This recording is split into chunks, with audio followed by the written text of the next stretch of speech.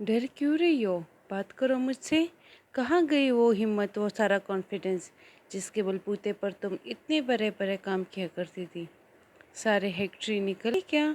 दिलावर अपने गले में मौजूद टाई की नॉट को ढीली करके बड़ी सख्ती से गर्दन से अलग करके ज़मीन पर फेंक चुका था। अपनी आस्तीनों को ऊपर चढ़ाता वो आगे बढ़ रहा था, जबकि कशमाला हमारे खौफ के थर थर कांप रही थी। राह फरार तलाश कर रही थी ताकि वो इस बेरिए के जंगल से निकलकर किसी महफूज पनाहगाह तक पहुंच सके। मगर वो जिस कदर इसके करीब आ रहा था, भागने का रास्ता इतना ही तंग होता चला जा रहा था।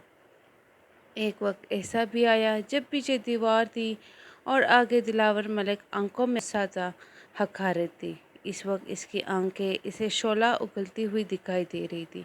वो आगे बढ़ता हुआ अपना दायां हाथ दीवार पर रख चुका था, जबकि बायां हाथ से अपनी शर्ट की बटन खोल रहा था। जैसे ही दिलावर मलिक का सीना कशमाला परवाज़ा हुआ तो वो अपने दोनों हाथों पर से अपना चेहरा छुपा चुकी थी। धड़कन बेतरतीब हुई थी। दिलावर मलिक के वजूद से उठ रही परफ्यूम की खुशबू इसके सांस में शामिल हो रही थी। सांस लेते किस तरह इसके हिसार से निकल जाना चाहती थी, मगर ऐन वक्त पर दिलावर ने दूसरा हाथ भी दीवार पर रख दिया था। वो इसके मजबूत बाजुओं की कैद में थी, जबकि धीरे धीरे दिलावर मलिक अपना चेहरा झुकाता हुआ कशमाला के चेहरे के करीब ले आया और फिर इसके कान के करीब पहुंचकर इंतहाई सख्त लहजे में कहने लगा, शर्मा क्यों रही हो? अब कैसा शर्माना? बीवी हो ना मेरी, और बीवी के साथ साथ तो शोहर भी बहुत कुछ करते। चलो, बाकी शोहर बहुत कुछ ना भी करते हो, मैं तो सब कुछ करूँगा जो तुम्हें अजियत देने का बायस बने। चलो शाबाश, हटाओ अपने चेहरे से, मेरी जानिब देखो। मैं देखना चाहता हूँ तुम्हारी ये आंखें कितनी खूबसूरत है, जिनमें कभी मैं मासूमियत देखा करता था। ये वही आंखें हैं ना जिनको दिखाकर तुम मेरे सामने बोली बनने का नाटक किया करती थी, और मैं तुम्हें मासूम चुई मुई बच्ची समझता था। चलो शाबाश, हाथ हटाओ। वो गुस्से और सख्ती से कशमाला को कह रहा था। उम्मीद थी कि बहुत जल्द इसकी आंखों से आंसू भी टूट कर गिर पड़ते। वो अपने चेहरे पर हाथ रखकर इस वक्त इतना ही बोली थी कि दिलावर प्लीज़ मुझे यहाँ से जाने दे, मैंने कुछ नहीं किया। लेकिन अगले ही पल एक फलक शगाफ अंदाज में चलाते हुए दिलावर बोला था, आई सेड अपने हाथ हटाओ। क्या तुम्हें समझ नहीं आ रही मैं क्या कह रहा हूँ? इसकी शेर की तरह चिंगारती आवाज़ कशमाला के कानों के पर्दे तक गोया पार चुकी थी। इसके कानों में सीढ़ियाँ से बजने लगी, मारे खौफ के एक सिसकी से इसके लबों से निकली थी। वो डरते डरते अपने चेहरे से हाथ तो हटा चुकी थी और फिर चिल्लाकर बोला था, मेरी आंखों में देखो, इन आंखों से मेरी आंखों में देखो। शाबाश, जल्दी करो वरना मुझे वक्त नहीं लगेगा। मैं अपनी इन दो उंगलियों से तुम्हारी आंखें बाहर निकाल कर इनसे कंचे खेलूँगा। समझ रही हो तुम मैं तुम्हें क्या कहने की कोशिश कर रहा हूँ? जिस कदर खौफ कशमाला पर तारी हो चुका था, घबराते हुए इसने अपनी आंखें उठाकर दिलावर की आंखों में देखना शुरू कर दिया।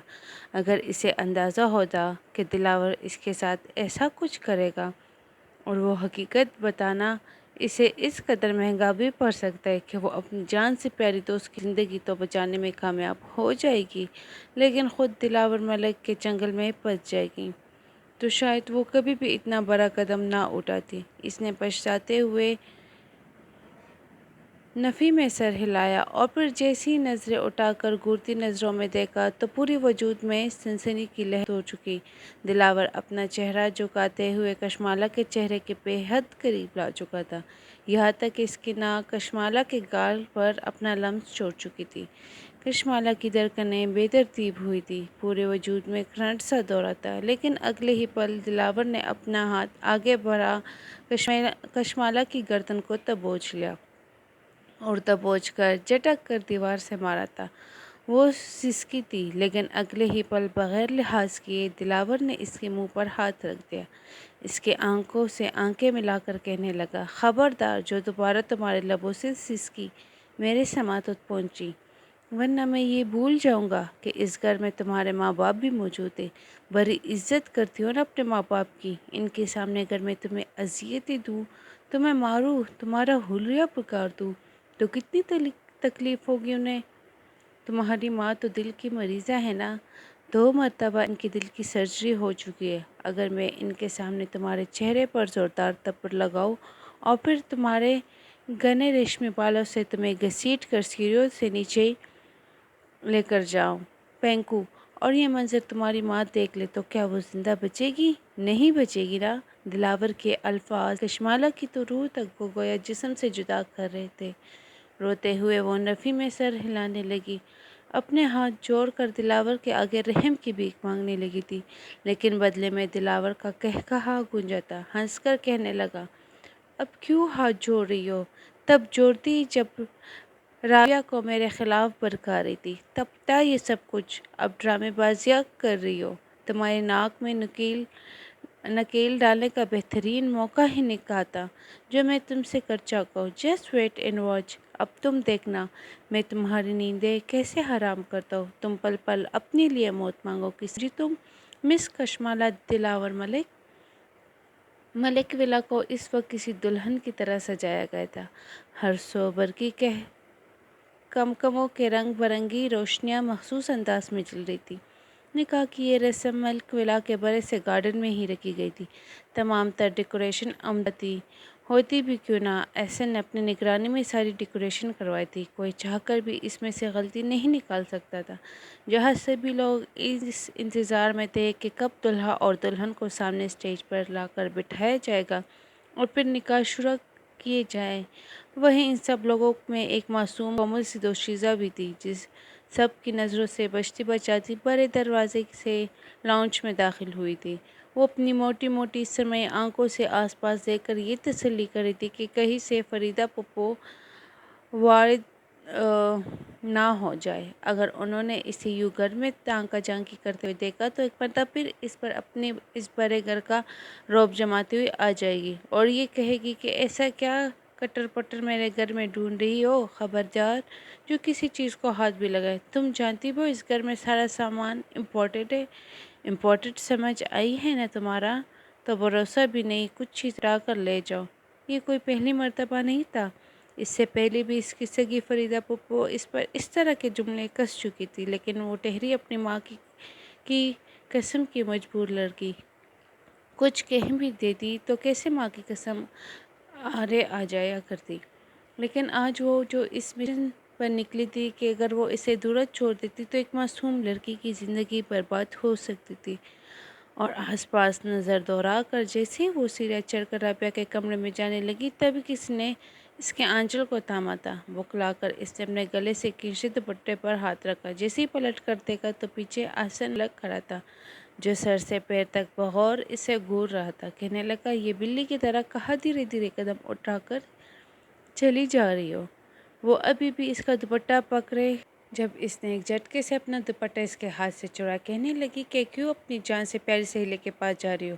کیا اس کے لیے بھی مجھے تم سے ٹکٹ لینا پڑے گا؟ جاؤ جا کر شادی کے کام دیکھو، تمہیں تو آج سب نے نائی بنا کر رکھا ہوا ہے، بلا وجہ کا للی کی طرح راستہ کاٹنے آ جاتے ہو۔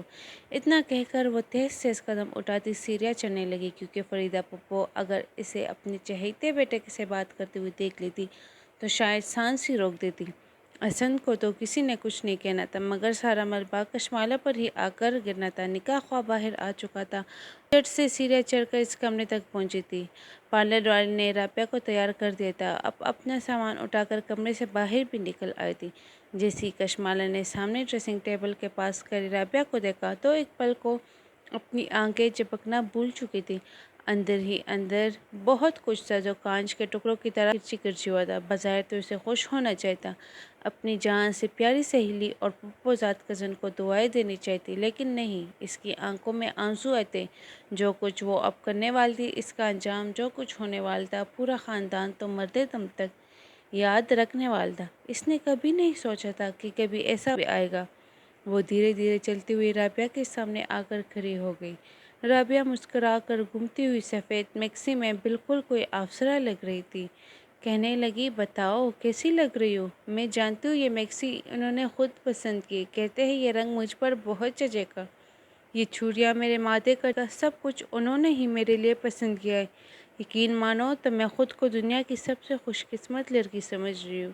رابعہ اپنی خوشی کا اظہار کشمالہ سے کر رہی تھی، لیکن کشمالہ اگلے ہی پل جو کہنے لگی سن کر تو رابعہ کے چہرے کی ساری مسکراہٹیں گویا سمیٹ ہی چکی تھی۔ رابعہ کیا تم میری بات مانو گی؟ کشمالہ کے الفاظ سن کر رابعہ نے ایک نظر اسپورٹ سے انداز میں کری کشمالہ کو دیکھا، پھر اس کے ہاتھوں کو تام کر کہنے لگی کہ ہاں بولو، 1 نہیں 10 مانوں گی، مگر ہوا کیا ہے؟ تم اتنی سیریس کیوں ہو؟ ایک تو آئی تو آج ہو، جانتی بھی ہو میں نے سارے نکاح کی تیاری کی، تمہیں اتنا مس کیا مگر تم تو میرے کال ہی نہیں اٹھا رہی تھی۔ اب کشمالہ اسے کیا بتاتی کہ وہ کتنی بڑی مصیبت میں پھنسی ہوئی تھی۔ ایک گہری سانس خارج کر کے رابعہ کو کندھوں سے تام کر کہنے لگی کہ میں تمہیں سب کچھ بتاؤں گی، لیکن اگر میں کہوں کہ تم نکاح سے انکار کر دو تو کیا تم کر دو گی؟ یہ وہ الفاظ تھے کہ رابعہ بالکل سکتے کی کیفیت میں آ چکی تھی۔ اگلے ہی پل 2 قدم پیچھے ہٹی، کہنے لگی یہ تم کیا کہہ رہی ہو؟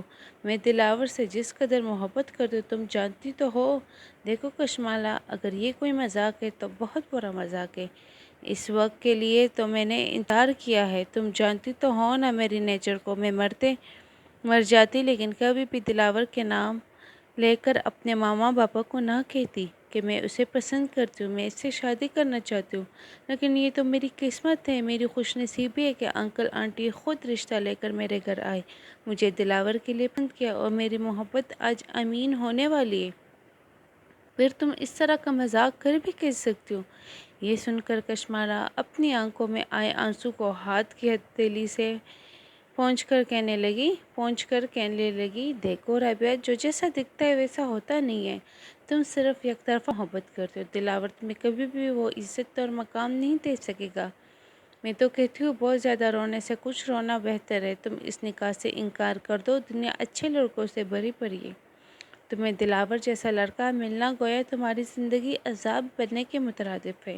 جو حقیقت میں جانتی ہوں وہ تم نہیں جانتی۔ کشمالہ رابعہ کو سمجھانے کی کوشش کر رہی تھی، مگر رابعہ فقط اتنا ہی بولی کہ کیا کیا ہے دلاور نے، بتاؤ کیا کیا ہے اس نے؟ 100 قتل کر دیے، میں تو اسے 100 خون بھی معاف کر دوں گی، کیا برا ہے اس میں، کیا گناہ کیا ہے اس نے؟ میری محبت اسے بالکل ٹھیک کر دے گی، وہ ہر گناہ ہر غلطی کو چھوڑ دے گا۔ لیکن رابعہ نفی میں سر ہلا کر رہی۔ اس نے جیسا چہرہ دلاور کا دیکھ رکھا تھا اور کل رات جو کچھ کرتے اس نے دلاور کو دیکھا تھا، اس کے بعد اگر دلاور ملک اس کی جان بھی لے لیتا پھر بھی وہ رابعہ کو اس کے نکاح میں جانے نہ دیتی۔ جب رابعہ نہ مانی تو کشمالہ سرگوشی نما انداز میں اس سے سب کچھ بتانے لگی۔ وہ رو بھی رہی تھی اور ساری حقیقت بتا بھی رہی تھی۔ رابعہ حیرت سے دیدے بارے کشمالہ کو دیکھ رہی تھی، نفی میں سر ہلانے لگی، شاید وہ ان سب کے لیے تیار نہیں تھی۔ روتے ہوئے کہنے لگی تم جھوٹ بول رہی ہو نا، کس کے کہنے پہ یہ سب کچھ کر رہی ہو؟ میرا دلاور ایسا نہیں ہو سکتا، ابھی چند منٹوں بعد میرا اس کے ساتھ نکاح ہے، وہ میرا محرم بننے والا ہے، رابعہ روتے ہوئے کہہ رہی تھی۔ مگر کشمالہ نے اپنے موبائل میں چل رہی ایک ویڈیو کو رابعہ کو دکھایا۔ کمرے میں ایک مردانہ آواز گونج رہی تھی جو اسی ویڈیو سے آ رہی تھی، ارے میری جان کیا ہو گیا؟ تھوڑا سا ہی تو قریب آیا، ابھی تو میں نے تمہاری روح تک کا سفر طے کرنا ہے۔ ارے فکر مت کرو، نہیں آتا، اگر کسی نے آنا ہوتا تو تمہیں توری یہاں پر بلاتا، ماما پاپا تو میری سو کالڈ نکاح کی شاپنگ کے لیے گئے ہوئے ہیں، گھر میں صرف میرے اور کوئی نہیں ہے، بہت بور ہو رہا تھا، اس لیے سوچا کہ تمہارے ساتھ کچھ وقت بتا لوں، اتنے نخرے مت کرو، ادھر آؤ میرے پاس، تمہیں تو جتنا بھی دیکھ لوں جی ہی نہیں بھرتا، جی چاہتا ہے کہ بس ساری عمر میں تمہاری ان باہوں میں گزار دوں۔ یہ آواز تو رابعہ ہزاروں لوگوں میں بھی پہچان سکتی تھی، یہ آواز تو دلاور کی تھی، وہ بغیر پلکیں جھپکائے اس کی ہر بات سن رہی تھی۔ رابعہ کے لیے یقین کرنا مشکل تھا کہ دلاور ایسا بھی کر سکتا ہے، وہ اس کردار کا بھی نکل سکتا ہے کہ گھر میں تنہائی کے لمحات ایسی عورتوں کے ساتھ گزارے جن کا تعارف ہمارے معاشرے میں بڑی ہی گندی زبان سے کیا جاتا ہے۔ یہ سوچ کر ہی رابعہ وہیں پر پیچھے کو گر چکی تھی، رو رو کر اپنے ہاتھ میں موجود انگوٹیاں پھینک رہی تھی، جو چوڑیاں اس نے بڑی چاہوں سے پہنی تھی، یہ سوچ کر کہ دلاور نے انہیں خریدا ہے۔ وہ اسے اتار کر دور پھینک دیے۔ زور زور سے ٹیبل پر ہاتھ مار کر اس نے اپنی کلائیں زخمی کر لی تھی، اور پھر زخموں سے رستا ہوا خون اس نے بے دردی سے پہنچا تھا۔ جس وقت کشمالہ نے اسے خود پر یوں ظلم کرتے دیکھا تو وہ آگے بڑھی، اسے روکنا چاہا، سمجھ جانا چاہا کہ ایسا مت کرو پلیز، ایسا مت کرو، خود کو اذیت مت دو۔ اس سے بھی بد نصیبی ہوتی اور تکلیف تم سے تھی اگر تمہاری شادی دلاور سے ہو جاتی۔ وہ میرا چچا زاد ہے نا، ہم ایک گھر میں رہتے ہیں، میں اسے اچھے سے جانتی ہوں، وہ کبھی بھی کسی لڑکی کے ساتھ مخلص ہو ہی نہیں سکتا۔ پلیز خود کو سنبھالو، فریدہ پھپھو کبھی بھی میری بات پر یقین نہیں کرے گی، تبھی یہ بات میں بذات خود تم سے کہنے کے لیے آئی۔ لیکن بدلے میں روتے ہوئے رابعہ فقط اتنا ہی بولی تھی کہ نکاح والے ہی کیوں، تم اس سے پہلے مجھے کچھ بتانے کے لیے کیوں نہیں آئے؟ شاید مجھے اتنا دکھ پہلے نہ ہوتا جتنا اب دلہن کے روپ میں تیار ہو کر ہو رہا ہے۔ جواب میں کشمالہ کہنے لگی، میں آتی بھی کیسے؟ دلاور نے میرے لیے سارے راستے ہی بند کر دیے تھے۔ فریدہ پھپھو کو نہ جانے کن باتوں میں بہلایا پھسلایا کہ انہوں نے میرا اس گھر میں آنا جانا ہی بند کر دیا۔ آج مجھے موقع ملا ہے، میں حقیقت دکھانے تم تک آ چکی ہوں۔ رابعہ پہلے تو وہاں پر بیٹھی روتی رہی۔ ابھی وہ دونوں ہی یہ باتیں کر رہی تھی کہ جب دروازے پر دستک ہونے لگی۔ رابعہ کو وہیں چھوڑ کر اپنے تاثر نارمل رکھتی ہوئی کشمالہ ہی دروازے تک آئی۔ جیسے ہی دروازہ تھوڑا سا کھلا تو سامنے احسن کھڑا تھا۔ کہنے لگا، تمہارے ساتھ تمہارے گھر ہی تو جا رہی ہے نکاح کر کے آخر، اور کتنا تیار ہونا ہے، میری اتنی حسین و جمیل تو لگ رہی ہے دلاور بھائی کے دل پر سیدھا خنجر ہی چلائے گی۔ احسن بڑے غور سے کشمالہ کو دیکھ کر بولا تھا، کہیں نہ کہیں اس کی دل میں کشمالہ کے لیے پسندیدگی ضرور تھی، مگر شرارتوں سے فرصتیں کہاں ملتی تھی جو وہ ان سب پر غور کر پاتا۔ یہ سن کر کشمالہ نے انتہائی سنجیدگی سے کہا تھا کہ کچھ دیر بعد ہم آ رہے ہیں، اور پھر احسن کے منہ پر ہی دروازہ بند کر دیا۔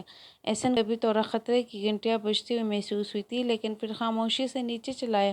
کچھ دیر بعد نیچے جو کچھ ہونے والا تھا اور جو کچھ رابعہ کرنے والی تھی، اس کا اندازہ رابعہ کو بخوبی تھا۔ اس نے کشمالہ سے کہا کہ تم چلی جاؤ، میں خود اکیلے ہی نیچے آؤں گی۔ یوں نظروں سے بچنے بچاتے کشمالہ کمرے سے نکلی اور جیسے ہی باہر گارڈن جانے لگی جہاں پر نکاح کے تمام تر انتظامات کیے تھے، کہ ایک مرتبہ پھر اس کے دوپٹے کو کس نے کھینچا تھا۔ جیسے ہی پلٹ کر اس نے دیکھا تو احسن اس کے دوپٹے کو ایک مرتبہ پھر اپنی انگلی پر رول کرتے ہوئے اسے ہی دیکھ رہا تھا۔ کشمالہ کہنے لگی، یہ کیا بدتمیزی ہے، شرم نام کی چیز ہے کہ نہیں؟ فریدہ پھپھو کو بتاؤ کہ ان کا یہ بیٹا کیسے ٹرکیوں جیسی حرکتیں کرتا پھر رہا ہے۔ انہوں نے یہی تربیت کی ہے اپنے اس لاڈلے کی کہ جو بھی لڑکی دکھائی دے اس کے دوپٹے کو پکڑ کر ناپنا شروع کر دیں۔ کتنے میٹر کا ہے، کون سا کپڑا ہے؟ ارے تمہیں تو بزنس فیلڈ میں نہیں بلکہ درزی ہونا چاہیے تھا۔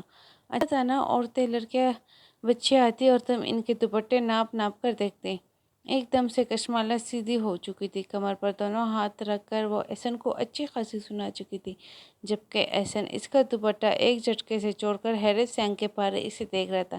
کہنے لگا، او ہیلو میڈم، پتہ ہے تمہیں باتیں آتی ہے، مومانی جان نے تمہیں کچھ زیادہ ہی ڈیل دے رکھی ہے، تبھی تو اتنے پٹر پٹر کرتی پھر رہی ہو۔ جا کر بتایا نا جب میں نے اپنی ماں کو کہ یہ آپ کی بھابھی شاہدہ کی لاڈلی اکلوتی بیٹی جسے دنیا کشمالہ کے نام سے جانتی ہے، وہ مجھے ایسی کڑی کڑی سنا رہی ہے اور آپ کی تربیت پر بھی انگلی اٹھا رہی ہے، تو وہ حشر تمہارا ہوگا نا۔ 10 دن تو تمہاری آنکھوں سے آنسو ہی نہیں رکنے اور پورے لاہور میں سیلاب آ جانا ہے۔ ایک تو لڑکا تم پہ سیدھی سادھی لائن مار رہا ہے اور تم نخرے دکھا رہے ہو۔ اس بات کے جواب میں کاجل والی نظروں سے کشمالہ نے اسے دیکھا تھا، پھر کہنے لگی، خدا کا خوف کرو، کزن ہوں، تم سمجھ رہے ہو نا، کزن اشاروں سے یہاں پر طوفان کھڑا کر سکتی ہے۔ تو رہی بات یہ لائن مارنے کی، تو جا کر اپنی اماں سے پوچھو وہ تمہیں لائنیں مارنے دے گی یا نہیں۔ دونوں ہی دل میں محبت کی کونپلیں پھوٹنے کی شروعات ہو گئی تھی، مگر یہ ہلکی پھلکی کٹی میٹھی لڑائی تو جیسے ان کا خاصہ نہیں تھا۔ ابھی وہ دونوں باتوں میں لگے تھے کہ تبھی فریدہ بیگم سامنے دروازے سے اندر داخل ہوئی۔ بیٹے اور بھتیجوں کو ایک ساتھ بات کرتے دیکھ کر اور ہنستے دیکھ کر تو اندر تک جیسے جل اٹھی تھی۔ وہ سیخ پا ہوتی چلتی ہوئی ان کے قریب آئی۔ جسامت میں وہ کافی بھاری بھرکم تھی۔ کشمالہ کو دیکھ کر کہنے لگی، کشمالہ بیٹا، کس لیے یہاں آنا ہوا؟ ایسی کون سی ضروری ڈسکشن تھی جو تم یہاں پر کھڑی ہو کر میرے بولے بالے بیٹے احسن کے ساتھ کر رہی ہو؟ اس مرتبہ احسن نے بھی کشمالہ کو ارے ہاتھ لیا، کہنے لگا، ہاں بتاؤ مما کو، ایسی کون سی ڈسکشن تھی جو تم اوپر رابعہ کے کمرے میں کرنے کے لیے گئی تھی؟ بتاؤ ذرا، مما کو بھی تو پتہ چلے کون سی کچڑیاں ہے جو تم اوپر پکا رہی تھی۔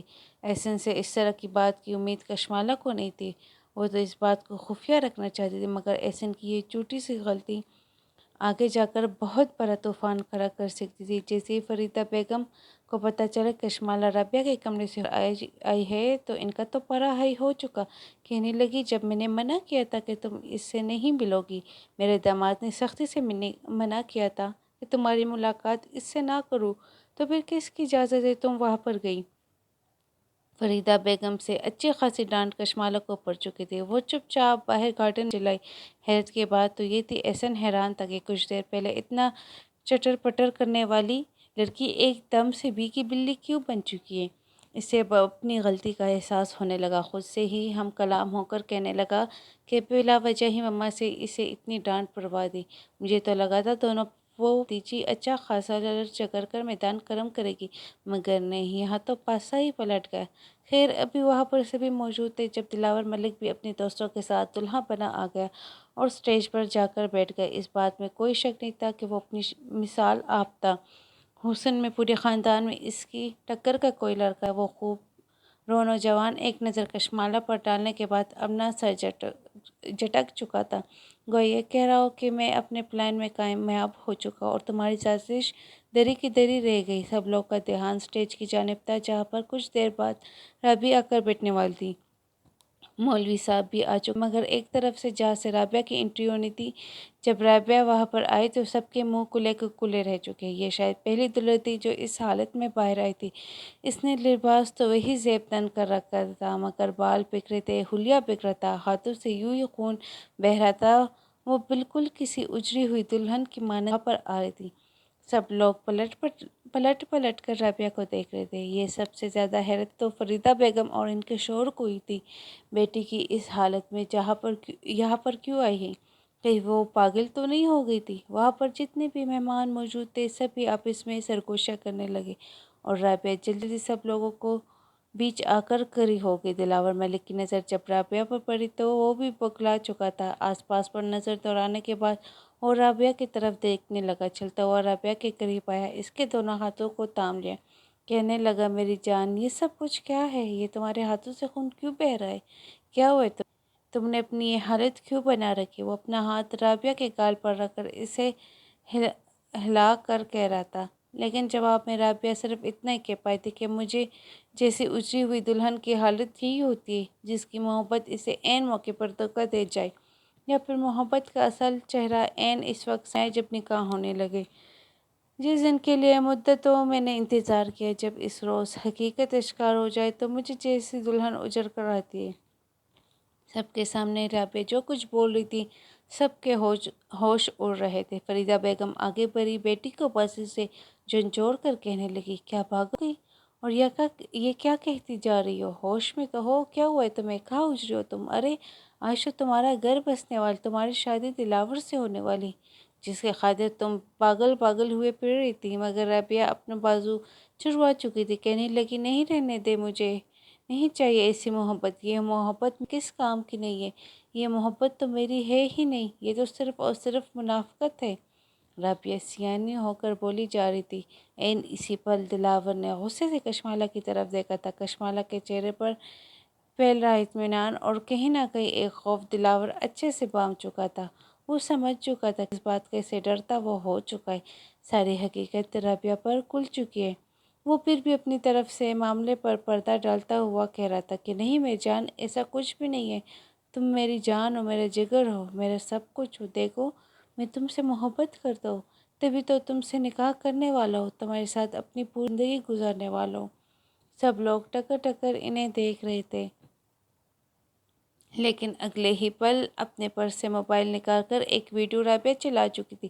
ویڈیو اور آواز وہاں پر کھڑے لوگوں کے کانوں تک پہنچی، ایک ایک لفظ پہنچ رہا تھا، دلاور کی آواز تو سبھی پہچانتے تھے۔ جب فریدہ بیگم نے اپنی بیٹی کے ہاتھ سے موبائل چھین کر وہ سارا منظر اپنی آنکھوں سے دیکھا تو سینہ پر ہاتھ رکھ کر وہی فرش پر گر چکی تھی۔ احسن جو کب سے کر رہے سب کچھ دیکھ رہا تھا۔ اول تو اس نے یہی سمجھا تھا کہ پر کوئی پرینک تو نہیں ہے۔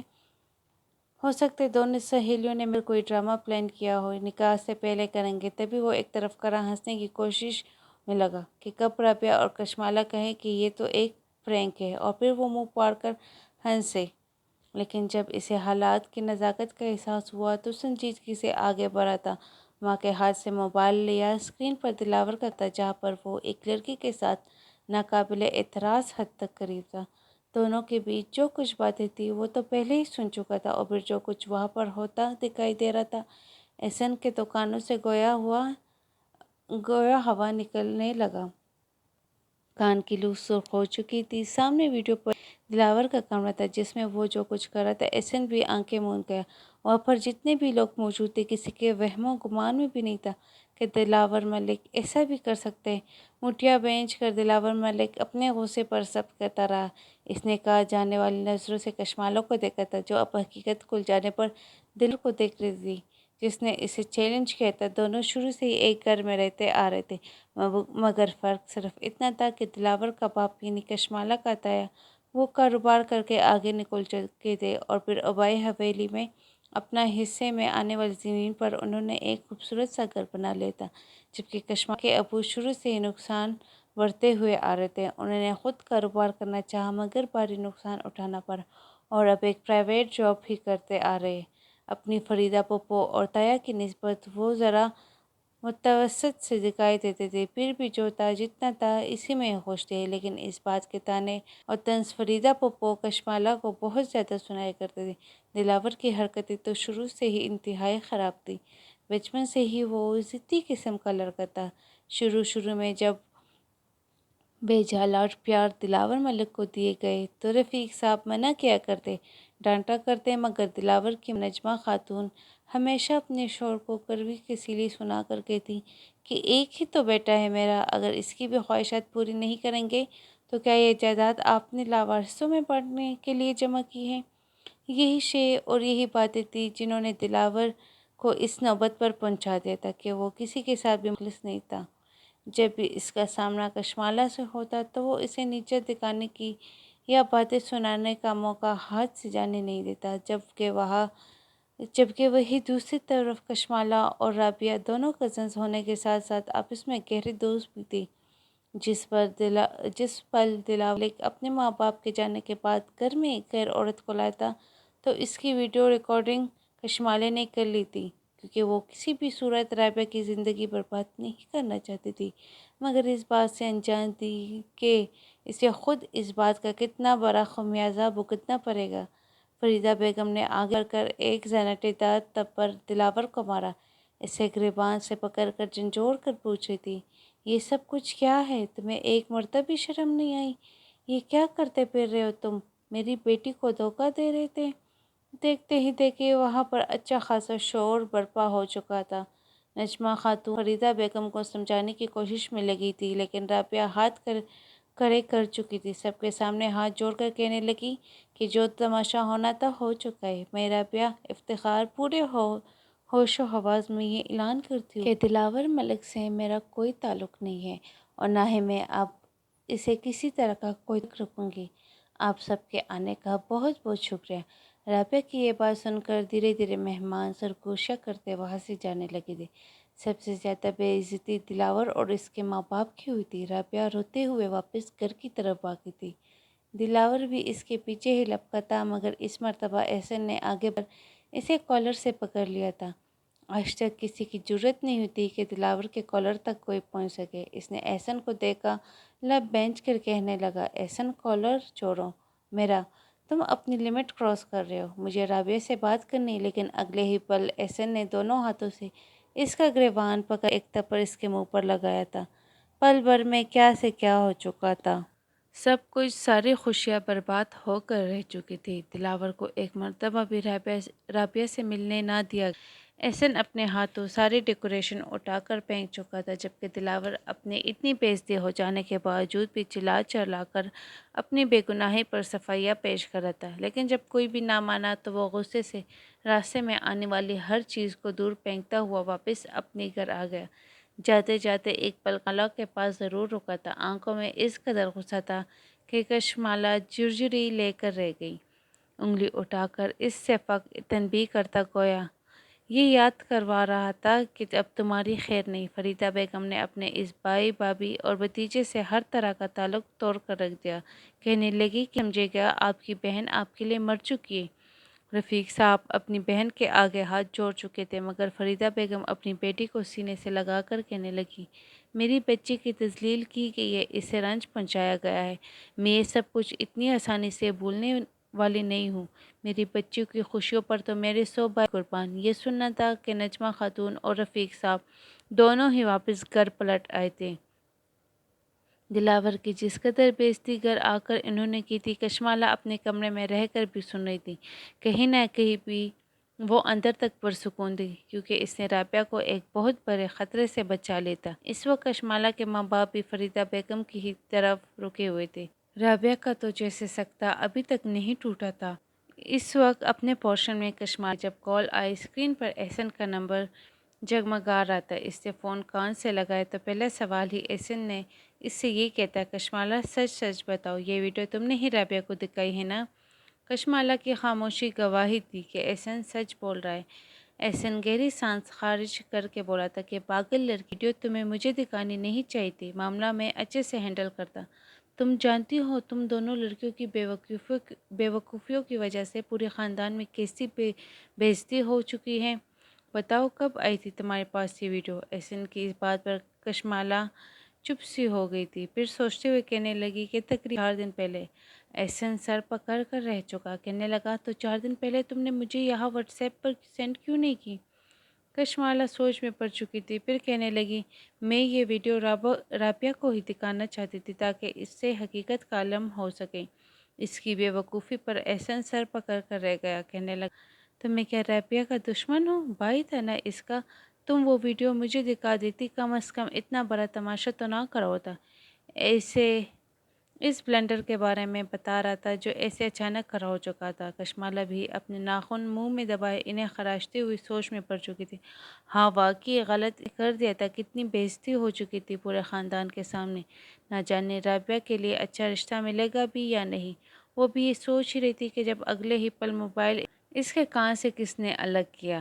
گھبرا کر جب کشمالہ نے پیچھے مڑ کر دیکھا تو اس کے پیچھے دلاور کھڑا تھا، انتہائی سخت اثرات کے ساتھ۔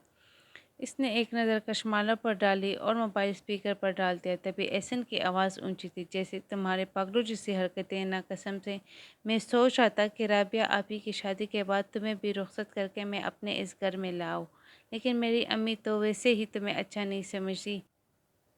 تمہاری ان حرکتوں سے تو ان کا پارا اور ہائی ہو جائے گا۔ قسم سے تم اپنے ان بے وقوفانہ حرکتوں سے نا مصیبتیں کھڑی کرتی جا رہی ہو۔ کبھی کبھی تو مجھے حیرت ہوتی کہ میں تم جیسی لڑکی پر آخر دل ہار کیسے بیٹھا۔ احسن یہ سب کچھ بول رہا تھا، یہ بےعزتی تھی یا پھر محبت کا اظہار؟ کشمالہ دیدے پارے کپکپاتے ہوئے وجود کے ساتھ دلاور کو دیکھ رہی تھی۔ جب اگلے ہی پل دلاور کے چہرے پر ایک مسکراہٹ ملی، اس نے موبائل پر کال کاٹ کر سامنے بیڈ پر اچھال دیا اور پھر چلتے چلتے کشمالہ کے قریب آنے لگا۔ کشمالہ کے تو چہرے کی ہوائیاں اڑی تھی، چہرہ یوں سفید پڑ چکا تھا جیسے خون موجود ہی نہ رہا ہو۔ اس سے پہلے کہ کشمالہ گھبراتے ہوئے اپنے اس کمرے سے بھاگ کر باہر جاتی، ایک ہی جھٹکے سے دلاور نے اس کا بازو پکڑ کر اسے بیڈ پر گرایا تھا۔ ہلکی سی چیخ کے ساتھ کشمالہ بیڈ پر گری، کہنے لگی یہ کیا بدتمیزی ہے، کر کیا رہے ہیں آپ؟ دور رہیں مجھ سے، شرم نہیں آتی آپ کو؟ میں ابھی امی ابو کو بلاتی ہوں۔ لیکن اس سے پہلے ہی جوتے سمیت اپنا پاؤں بیڈ پر رکھ کر دلاور اس پر پوری طرح جھک چکا تھا، کہنے لگا یہ سارا کیا دھرا تمہارا ہے نا؟ کہا تھا نا مجھ سے جتنے فاصلے پر رہوگی اتنے ہی محفوظ رہوگی۔ تمہیں میں چھوٹی بچی سمجھ کر اب تک اگنور کرتا آیا تھا، مگر نہیں، تم بار بار ایسی حرکت کر کے اپنا آپ اپنا یہ وجود میرے نظروں کے سامنے لاتی ہو، شاید یہ جتلانا چاہتی ہو کہ تم اب بچی نہیں رہی، تمہیں اب دلاور ملک کی اشد ضرورت ہے۔ جس ٹون میں دلاور ملک بات کر چکا تھا، کشمالہ کے تو جیسی رنگت بالکل زرد پڑ چکی تھی، شرم سے اس کا چہرہ بالکل سختی کیفیت میں تھا۔ اس نے بیڈ سے اٹھنا چاہا مگر دلاور اسے کندھے سے پکڑ کر اپنے سامنے کر چکا تھا۔ کہنے لگا، تم نے میرے راز فاش کر کے اچھا نہیں کیا، میں صرف اور صرف اپنی جان سے پیاری دوست کی زندگی تم جیسے بیری سے بچانا چاہتی تھی۔ تم جس طرح کے ہو میں اچھے سے ہوں، میں نہیں چاہتی تھی کہ رابعہ کی زندگی خراب ہو، میں نے جو کیا ہے ٹھیک کیا ہے۔ تمہیں تو کوئی بھی شریف لڑکی منہ تک نہ لگائے، جن لڑکیوں کو تم گھر لے کر آتے ہو نا، انہی کے قابل ہو تم۔ ابھی مزید بھی کشمالہ کچھ کہتی لیکن سناٹے دار تپر اس کے منہ پر پڑ چکا تھا۔ جتنا بول لیا اتنا کافی، مزید کیوں مجھے مجبور کر رہی ہو کہ میں تمہارے ساتھ سختی برتوں؟ جتنا بولو گے نا پھر اتنا ہی سہنا پڑے گا، سمجھ رہی ہو تم؟ اسے تو میں ایسا بدلہ لوں گی کہ تمہاری روح تک لرز جائے گی، تم مسکرانا بھول جاؤ گی۔ اس وقت تو کشمالہ کی سمجھ نہ پائی، لیکن ٹھیک 3 دن بعد جو کچھ اس گھر میں ہوا کسی کے وہم و گمان میں بھی نہیں تھا۔ کشمالہ اس روز کالج سے واپس لوٹی تھی، ایک تو شدت کی گرمی اور حبس، دوسرا وین والے کا راستے میں ٹائر بھی پنچر ہو گیا تھا۔ یوں گرمی میں خچل ہو کر وہ گھر پہنچی تھی۔ جیسے ہی گھر میں پہلا قدم رکھا تو دالان میں آنے والے اپنے تایا ابو اور تائی کی آوازیں سن کر وہ بکلانے پر مجبور ہو گئی۔ دیکھو شفقت، میرا بیٹا تو تمہارے نہیں ہے، ان مہینوں میں کیسے بدل گیا ہے، اور اب میرے بیٹے کی خواہش ہے کہ وہ کشمالہ کے ساتھ اپنی زندگی کے سفر کو آگے بڑھانا چاہتے۔ کیا ہی اچھا ہوگا ہم دونوں بھائی اپنے اس رشتے کو مضبوط کر لیں اور کشمالہ ہمارے گھر ہماری بیٹی بن کر آ جائے۔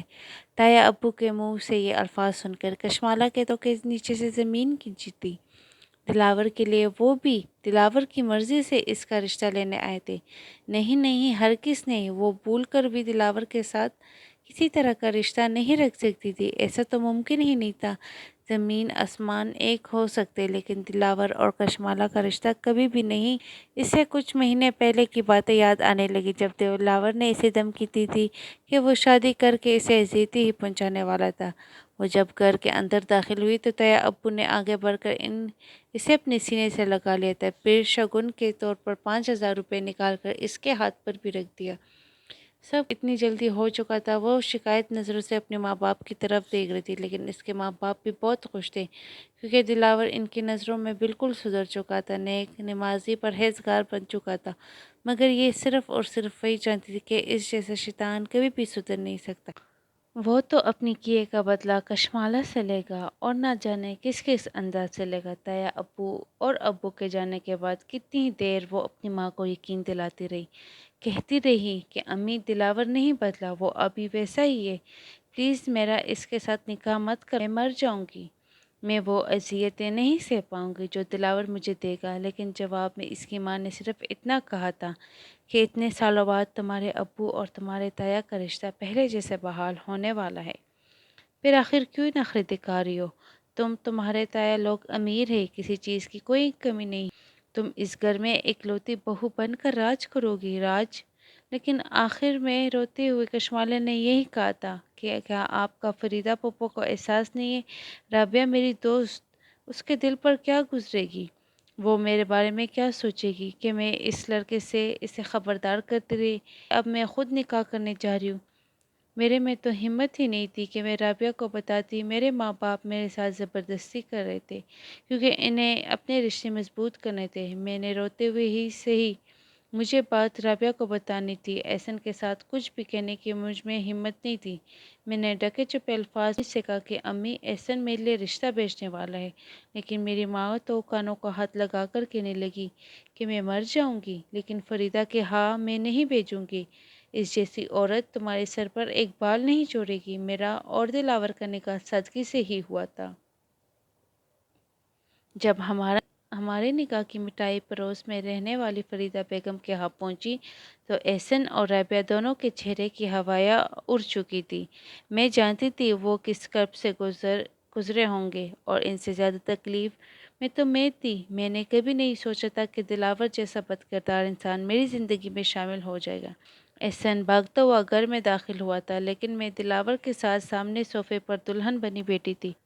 اس کی آنکھوں میں بھی حیرت تھی، بے یقینی تھی، جو دھیرے دھیرے حقارت میں بدلتی چلی جا رہی تھی۔ وہ نفی میں سر ہلا رہا تھا اور پھر تالی بجا کر فقط اتنا بولا تھا کہ بہت اچھی گیم کھیل گئی ہو تم، اپنا راستہ صاف کرنے کے میری بہن کا گھر خراب کرتی۔ مجھے لگا تھا کہ احسن میری مجبوری کو سمجھے گا، لیکن اسی وقت دلاور اپنی نشست سے اٹھا، احسن کے قریب گیا اور بولا، یہ بات تو میں تم لوگ کو سمجھانا چاہتا تھا کہ کشمالہ مجھ پر جان نچھاور کرتی ہے، مجھے پانے کے لیے کچھ بھی کر سکتے۔ خیر اب مجھ کی محبت کا احساس ہو گئے، یہ تو تمہیں بھی اپنی محبت کے جھانسے میں پھنساتی رہی، مگر خیر اب مجھ سے شادی ہوگی نا تو ٹھیک ہے، ہو جائے گی، اگر ہو سکے تو ہم دونوں کو معاف کر دینا، ہم نے تم دونوں بہن بھائیوں کے ساتھ اچھا نہیں کیا۔ اتنا کہہ کر دلاور واپس آ کر کشمالہ کے ساتھ بیٹھ چکا اور کشمالہ چیخ چیخ کر اپنی ناک سے دلاور کا منہ نوچ لینا چاہتی تھی، لیکن وہ ایسا کچھ کر نہ سکی۔ احسن وہاں سے جا چکا تھا، بدگمانیاں بڑھتی چلی گئی تھی، دوبارہ نہ احسن یا کسی نے بھی اس گھر میں قدم رکھا تھا، جبکہ کشمالہ اس وقت کو پچھتا رہی تھی جب اس نے رابعہ اور دلاور کا نکاح تروایا تھا۔ وہ دلہن بنی دلاور کے کمرے میں بیٹھی تھی، آنکھوں سے مسلسل آنسو جا رہے تھے کہ تبھی دلے سے کمرے کا دروازہ کھلا اور دلاور کمرے میں داخل ہوتا۔ وہ جو سب کے سامنے غلط کرنے سے باز نہیں آتا تھا، لیکن اب تو اس کی ملکیت تھی، اس کی محرم تھی، اس کے لیے حلال تھی، نہ جانے وہ آج اس کے ساتھ کیسا سلوک کرتا، اتنی عزت دیتا۔ ویلکم ٹو ہیل مس کشمالہ دلاور ملک۔ کشمالہ کے تو پورے وجود میں 300 واٹ کا جھٹکا لگا تھا جب دلاور نے اپنی شیروانی اتار کر ایک طرف رکھی تھی اور سیدھا واش روم چلا گیا۔ واپس آیا تو ایک عام سے سفید رنگ کا کرتا اور ٹراؤزر پہن رکھی تھی، کشمالہ کے قریب آ کر بیٹھ چکا تھا، ایک جھٹکے سے اس کا گھونگھٹ تھا اور بغیر ایک لمحے کی بھی دیری کیے اس کا منہ دبوچ کر اپنی انتہائی قریب لے آیا، کہنے لگا، کس لیے یہ فارمیلٹیز کر رہی ہو کہ میں نے تمہارے اس مکرے کو پہلے نہیں دیکھا؟ شاباش، یہ بھاری بھرکم جوڑا، یہ جولی سب کچھ اتار کر 5 منٹ کے اندر اندر یہاں مجھے بستر پر ملو۔ بہت سے حساب ہے جو میں نے چکتے کرنے ہیں اور آج کی رات ہی کرنے، چلو شاباش اٹھو۔ کشمالہ کی آنکھوں میں خوف تھا، اس کی پلکیں تک لرز رہی تھی، وہ نظروں ہی نظروں میں رحم کی اپیل کر رہی تھی، لیکن اگلے ہی پل دلاور چلایا تھا، سنائی نہیں دیا میں نے کیا کہا؟ جاؤ جا کر چینج کر کے آؤ، کیا بہری ہو گئی ہو؟ کشمالہ اٹھی تھی، آنکھوں سے مسلسل آنسو جا رہے تھے، لیکن کانپتے ہوئے دلاور نے اس سے صاف کہہ دیا تھا کہ تمہارے رونے کی آواز میرے کانوں تک مت پہنچے، ورنہ میں اور بھی برا کروں گا۔ دبی دبی سسکیوں کے ساتھ کشمالہ سارا میک اپ اتار کر آئی تھی، ساری جویلری اس نے اتاری تھی اور پھر گپ ہوئی ڈریسنگ ٹیبل کے سامنے کھڑی ہو گئی تھی۔ اس سے اس رات کا ہی سب سے زیادہ تو ڈر تھا، نہ جانے دلاور آج کی رات اس کے ساتھ کیا سلوک کرتا۔ دلاور خود پر بیڈ پر بیٹھا اسے سر تا پیر گھور رہا تھا، کہنے لگا، وہاں کھڑی ہو کر کیا کر رہی ہو؟ کشمالہ نہ آئی تو وہ خود ہی اٹھ کر اس کے قریب آیا۔ گھبراتی ہوئی کشمالہ نے ڈریسنگ ٹیبل سے کانچ کا گلدان اٹھا لیا، خوف کا یہ عالم تھا کہ وہ رو بھی رہی تھی، کانپ رہی تھی اور کانچ کا گلدان اٹھا کر کہہ رہی تھی کہ میرے قریب مت آنا دلاور، میں تمہیں مار دوں گی، میرے قریب مت آنا، مجھے تمہارے ساتھ کسی بھی طرح کا تعلق قائم نہیں کرنا، سمجھے تم؟ لیکن اگلے ہی پل دلاور ہنسا تھا، آگے بڑھ کر وہ اسے گردن سے دبوچ چکا تھا اور گردن سے دبوچ کر ہی وہ اسے بستر تک لایا تھا۔ کشمالہ کا سانس اکھڑ رہا تھا، کانس رہی تھی، اکھری اکھری لے رہی تھی، دلاور سے خود کو چھوڑنے کا کہہ رہی تھی، لیکن وہ یہی کہہ رہا تھا، یہ تو بس شروعات ہے، میں اپنی ایک ایک بے عزتی کا بدلہ لوں گا، بہت شوق تھا نا میرے راز فاش کرنے کا، اب دیکھو میں تمہارے ساتھ کرتا کیا ہوں۔ اتنا کہنے کے بعد اس پر حاوی ہونے لگا، بھلے ہی کشمالہ اس کی، لیکن اس نے نرمی کا مظاہرہ نہیں کیا تھا، خود کسی وحشی بھیڑیے کی طرح اس کے وجود پر موجود کپڑوں کو تار تار کر رہا تھا۔ وہ رو رہی تھی، چلانا چاہتی تھی، لیکن وہ اس کے منہ پر ہاتھ رکھ چکا تھا، ایسے لگ رہا تھا جیسے اسے زیادتی کا نشانہ بنا رہا ہو، اور اس کے بعد وہ جس حد تک اذیت دے سکتا تھا اس نے اسے دے دی تھی۔ ساری رات انتہائی کرب اور تکلیف سے دوچار رہنے کے بعد سسک سسک کر بیڈ کے کونے سے ٹیک لگائے کشمالہ سو گئی۔ صبح اس کی آنکھ تب کھلی جب اسے دلاور نے پاؤں کی ٹوکر ماری تھی۔ وہ تلملا کر اٹھی، آس پاس دیکھی۔ دلاور کہنے لگا، اٹھو اور جا کر میرے لیے ناشتہ بناؤ، حلیہ درست کرو اپنا، اور خبردار جو کسی کو بنک بھی لگنے دی۔ کشمالہ کی طبیعت بے حد زیادہ خراب تھی، پھر بھی اٹھی اور لڑکھڑا کر چلتی ہوئی واش روم کی طرف جانے لگی، لیکن پیچھے سے ایک مرتبہ پھر دلاور کی آواز گونجی تھی، ٹھیک سے چلو، یہ کیا ڈرامہ بازی شروع کر رکھی ہے تم نے؟ کل رات کے بعد اس قدر خوف کشمالہ کے دل میں دلاور کا بیٹھ چکا تھا کہ وہ اس کی سانس کی آواز سن کر بھی سہم جاتی تھی۔ اس نے بڑے مشکل سے سب کے سامنے اپنا آپ ٹھیک رکھا تھا۔ ولیمے کا فنکشن بھی دھوم دھام سے کیا گیا۔ سب کے سامنے وہ زبردستی مسکراتی رہی، لیکن بند کمرے میں آنے کے بعد وہ رو رو کر بس پچھتا رہی تھی کہ اس نے کیوں یہ سب کچھ کیا۔ دلاور ایک درندہ تھا، حسن پرست تھا، اس سے صرف بدلہ لینا آتا تھا اور ظلم کرنا آتا تھا۔ دھیرے دھیرے کشمالہ کی صحت کافی گرنے لگی۔ شادی کے چند روز بعد اس نے احسن کو دیکھا تھا۔ وہ چھت پر تھی اور اپنی بائیک پر کہیں جانے لگا تھا۔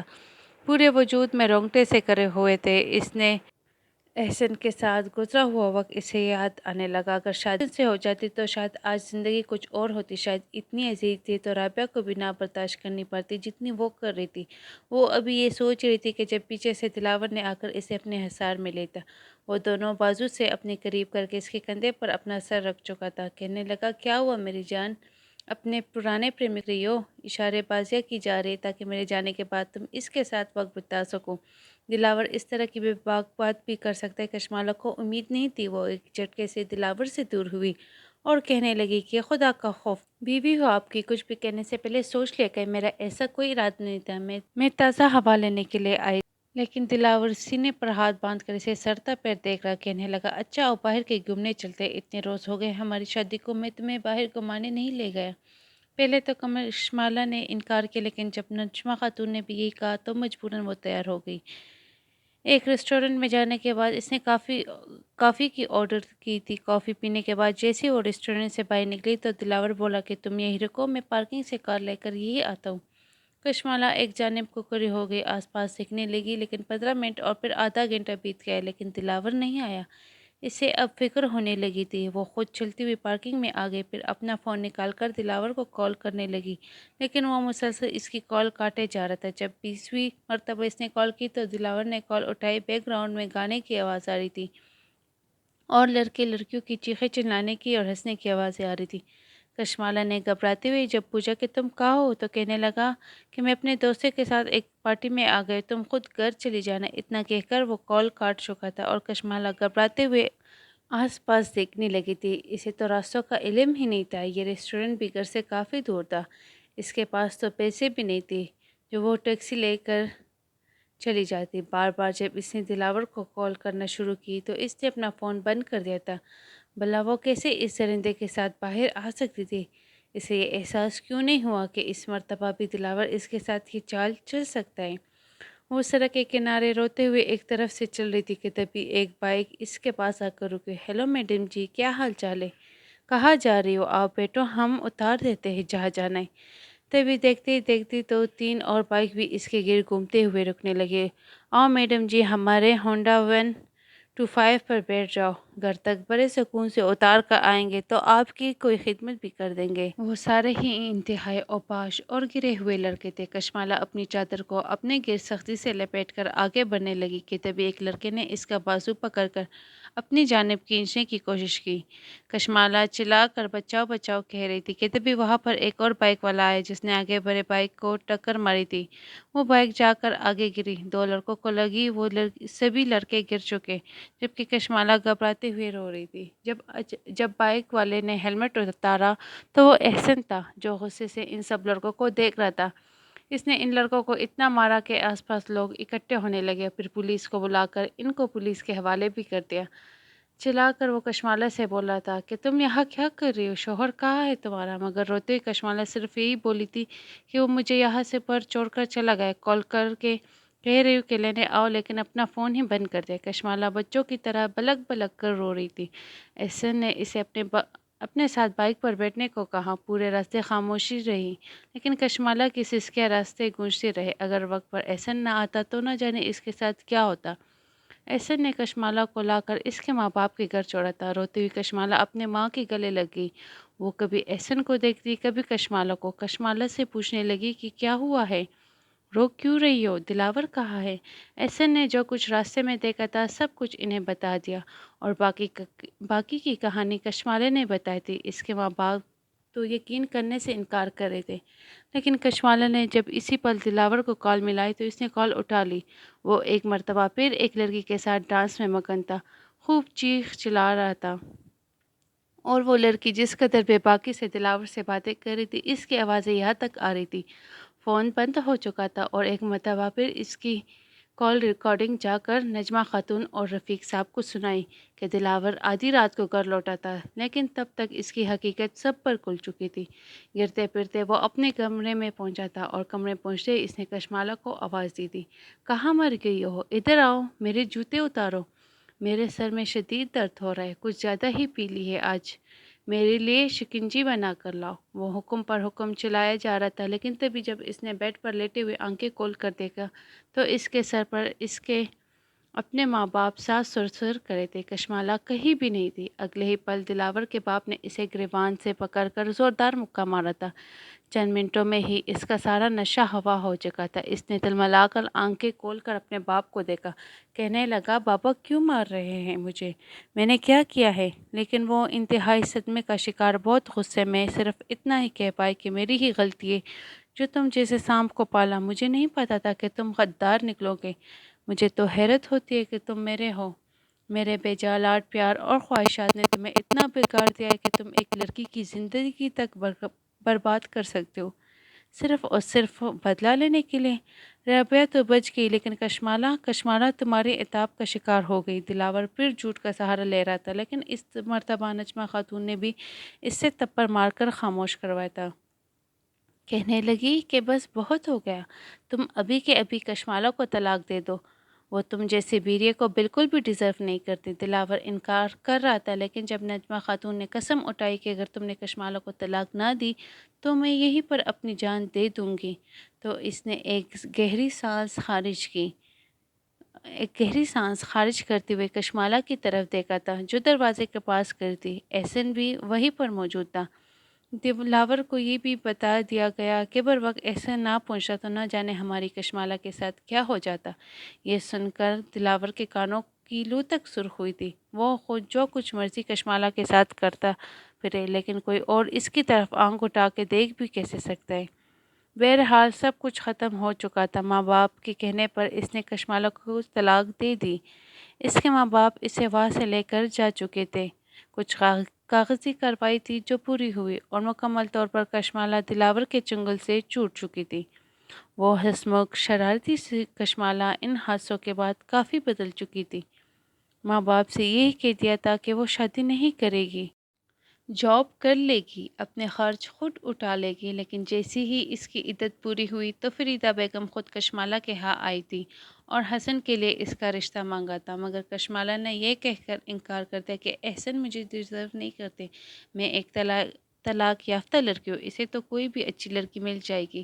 لیکن رابعہ نے اس کے لبوں پر ہاتھ رکھ دیا تھا، کہنے لگی کہ خبردار، وہ سب کچھ ایک وار تھا جو تم مجھے تو بچا گئی، لیکن خود اس درندے کے ہاتھ لگ گئی۔ تمہاری زندگی یہیں پر ختم نہیں ہوئی، بلکہ وہ ایک خواب تھا، ایک برا خواب جو اب ختم ہو چکا ہے۔ واقعی وہ ایک اچھی دوست تھی، اگر اس کی جگہ کوئی اور ہوتا تو شاید کشمالہ کو دوبارہ اپنے سامنے دیکھنا بھی پسند نہیں کرتا، اور یہ ایسا نہیں تھا، اور اس کی محبت کہ اس نے کشمالہ کو اپنا لیا۔ جب تک دلاور کو احساس ہوا تھا کہ وہ کس قدر غلط ہے، تب تک بہت دیر ہو چکی تھی۔ کشمالہ اور احسن کی دھوم دھام سے شادی ہو گئی، دونوں اپنی زندگی میں خوش و خرم رہنے لگے، جبکہ دلاور سب کی نظروں میں برا بن گیا، یہاں تک کہ اس کے اپنے ماں باپ بھی اس سے بات کرنا گوارا نہ کرتے۔ وہ پچھتا رہا تھا۔ کشمالہ کے لیے اس کے دل میں محبت جاگی تو تھی، لیکن تب جب وہ احسن کی ہو گئی تھی۔